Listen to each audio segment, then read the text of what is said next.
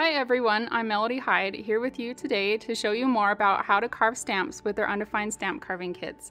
We have our starter kit, our refill kit, and a 3-pack of carving rubber. To get started today, I picked an image that's kind of iconic of my home state, Utah, because I wanted to make some projects that I could send to friends who live out of state.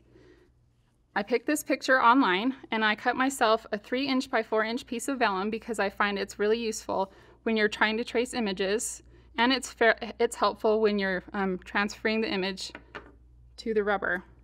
You can see here that I've laid my vellum over the picture, and I've used my pencil to put down a heavy line so that it will transfer easily to my rubber. So to transfer, I've flipped the pencil side down, and I use the back of the tool to rub over the pencil lines to transfer that image. So you can see how nicely that transfers. When you have enough pencil on there, you'll get a nice dark line every time. So the kit that you can purchase, the starter kit, comes with 2 gouges. It's important to note the 2 differences. This one's the V-shaped gouge. I always start my stamps using this tool first because it will do all of your fine lines and details. The bottom of the V needs to go against the rubber. And when you're carving, you want to make sure that it's a nice gliding, smooth motion. Also, when I start carving, I try to find an intersection that kind of matches the shape of the V. So I'm going to start here, I'm going to put my point down, and I'm going to push. And it should glide really easy like that. I always clear my extra rubber out of the way so that I can see exactly where I'm pushing my tool and where it's carving. So I'm going to come back here where I started before, and I'm going to carve. And it's important to turn your hand with the rubber, not the hand with the tool.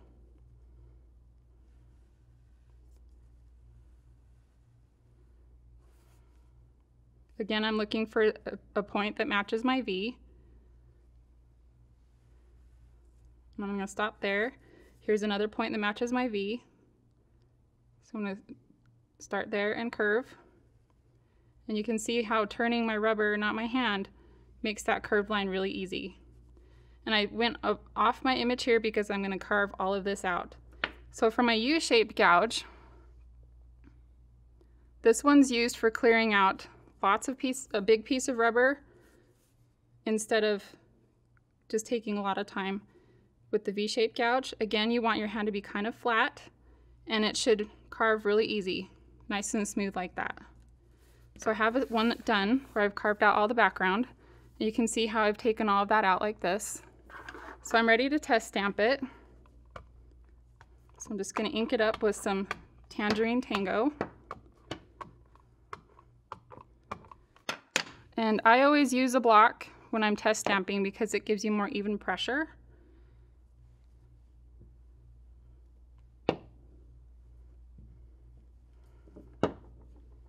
And I think that turned out pretty nice. There aren't any low spots that I need to correct, so I'm just gonna be happy with that.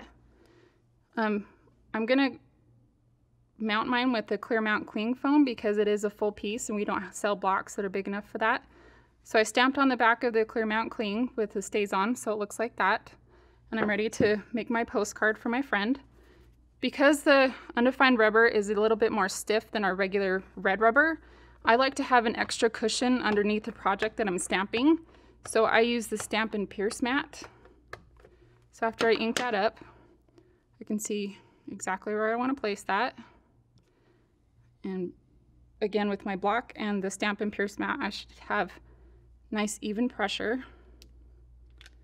There you go. So here's my finished sample. I think she'll get pretty excited to get that in the mail.